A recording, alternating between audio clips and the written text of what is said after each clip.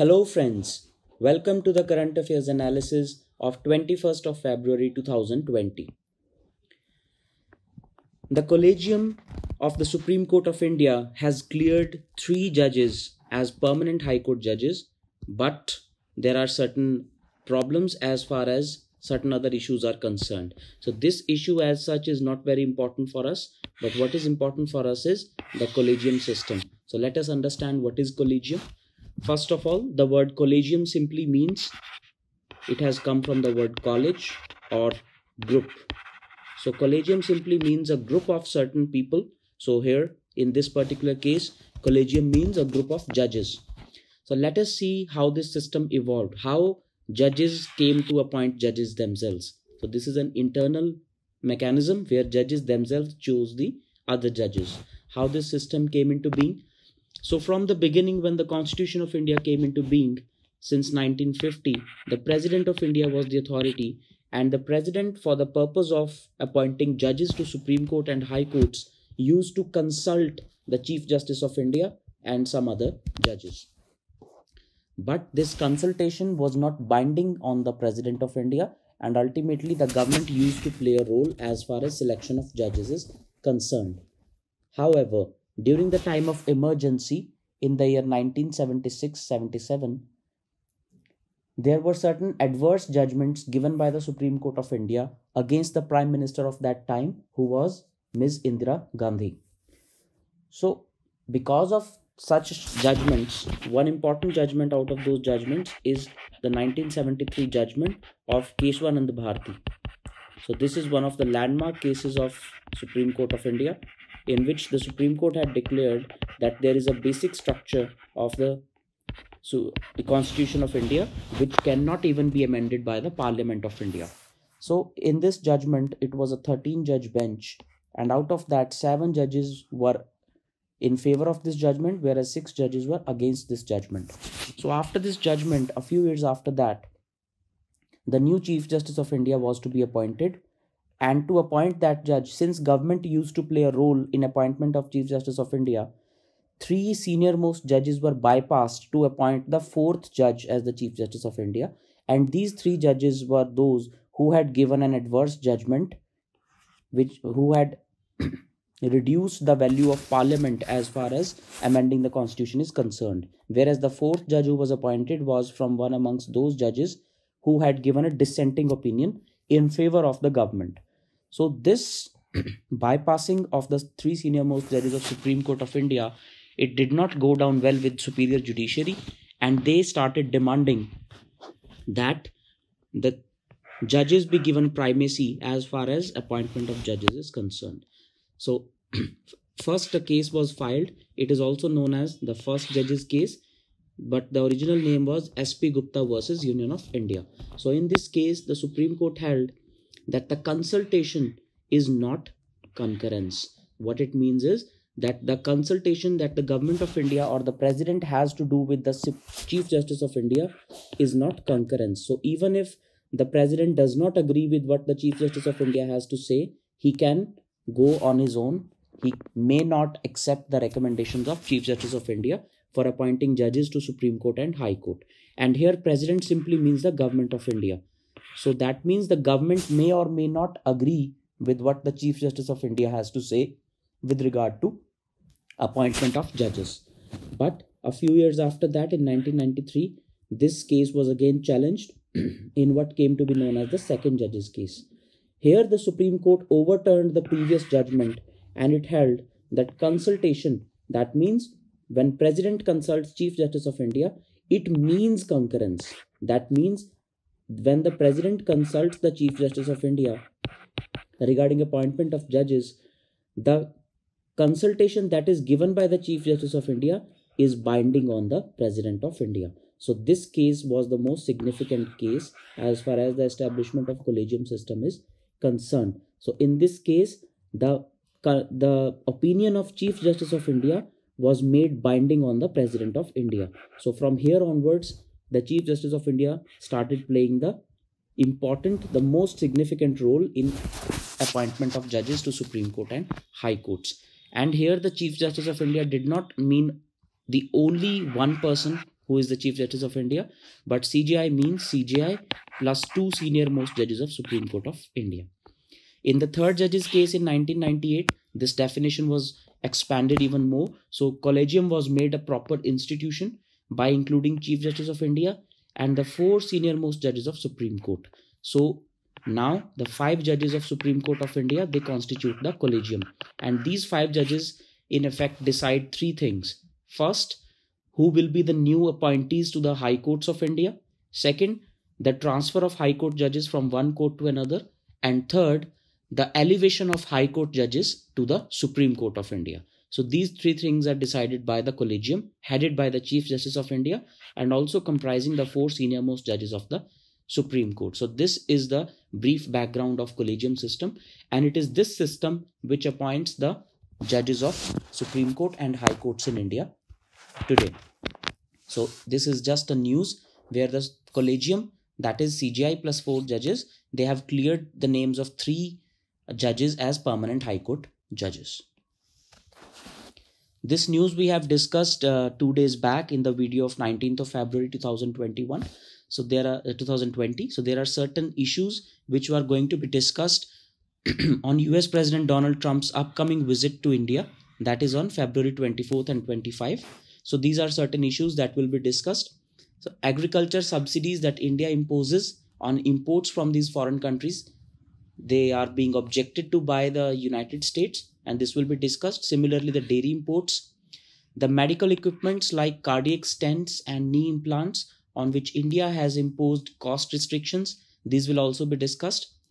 The pharmaceutical, basically the medicines on which intellectual property rights rules are being violated by India as alleged by US, they will be discussed.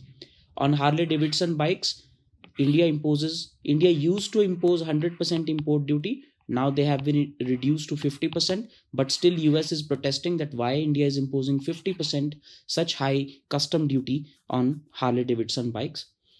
India has a contention as far as steel and aluminium is concerned, because US is imposing 25% duty on Indian exports of steel to US, which is hampering Indian exports to US. Similarly, a deal is expected to be signed on helicopters. So India is going to purchase some helicopters from United States of America. The most important issue that is going to be discussed is the GSP status, that is the generalized system of preferences under which US used to give preferences to some developing and underdeveloped countries, and India was a developing country, so India got benefits amounting to around $6 billion every year from this status, and Indian exports were duty free to US. But now this status has been withdrawn by US and India has been categorized as a developed country. So India will take up this matter with US. So in the itinerary of the US president, there is an event called Namaste Trump on the lines of Howdy Modi event that happened a few months back in United States of America. And US president will also visit Taj Mahal in Agra, Rajghat, that is the Samadhi of Mahatma Gandhi in Delhi. And the US First Lady Melania Trump will also visit a Delhi government school to attend a happiness curriculum class. So this becomes very important from your exam point of view. Also because the Aam Aadmi Party has won the Delhi Assembly elections. So their education reforms are very important. So what is happiness curriculum? This you have to study. So happiness curriculum is basically a psychology or stress relief workshops by the Delhi government in Delhi government schools. So under this, the stress management classes, meditation, sports and all those activities are undertaken. So Ms. Melania Trump will be attending the happiness curriculum classes. So all these issues we will discuss in the 26th of February video, when there will be finalization on all these issues. This is another important news that under the Swachh Bharat Fund or Swachh Bharat Kosh, around 777 crore rupees have been accumulated in 5 years, but only 13.8 lakh rupees have come in the form of donations from abroad. So this is a news which shows that people are not very keen as far as donating to this fund is concerned. But let us see some of the achievements of India under the Swachh Bharat Abhiyan. So around 10 crore toilets have been constructed in the last 6 years. 25 states or UTs and 5,20,000 villages have been declared as open defecation free. And in recognition of these achievements, the Prime Minister Narendra Modi has been awarded the Global Goalkeeper Award by the Bill and Melinda Gates Foundation, which is one of the largest philanthropic organizations in the entire world, run by the CEO of the owner of Microsoft, Mr. Bill Gates, and his wife Melinda Gates. So in recognition of these achievements, these are verified statistics. And so in recognition of these achievements, the Prime Minister has been awarded the Global Goalkeeper Award. Then a Defense Expo has recently been concluded in the Lucknow city of Uttar Pradesh, and 23 memorandums of understanding worth rupees 50,000 crore have been signed between the UP government and the participating companies. So if all these MOUs come to fruition, Uttar Pradesh is going to be one of the biggest defense manufacturing hubs in India. So some of the major companies which have signed these MOUs include the Tata Aviation, the Titan Aviation, the Hans Energy Systems, the Stumps, etc. So these are the Indian as well as global defense manufacturing companies who have signed MOUs with UP government. So in pursuance to these MOUs, UP government will provide land and industrial clearance to these units, and as a result of that, UP can become a hub of defense manufacturing in India. Union Home Minister Mr. Amit Shah has visited Arunachal Pradesh, and Arunachal Pradesh has been always in dispute as far as India-China relations is concerned, because China has always claimed that Arunachal Pradesh is a part of China, but India has always maintained that Arunachal Pradesh is an integral part of India. This is a dispute which stems from around 80 to 90 years back, when during the demarcation of boundaries between India and China, some lack of clarity in the northeastern borders led to the dispute on Arunachal Pradesh. But Arunachal Pradesh is an integral part of India, and it is totally within the boundaries of India. So whenever any Indian dignitary like a minister or prime minister visits Arunachal Pradesh, China issues a statement denouncing such a visit. There was also a stapled visa issue. So China did not grant full-fledged visa to the residents of Arunachal Pradesh who used to visit China. So they used to give stapled visa, that is a temporary visa, to those people because it considers Arunachal Pradesh to be a part of Chinese territory. But India has always protested stapled visas and has always demanded a full-fledged visa to the residents of Arunachal Pradesh. Another issue that is discussed in the news is that after Article 370 was abrogated, that gave special status to the state of Jammu and Kashmir, there have been rumors, there have been talks that Article 371 of the Constitution may also be abrogated. Let us see what is Article 371.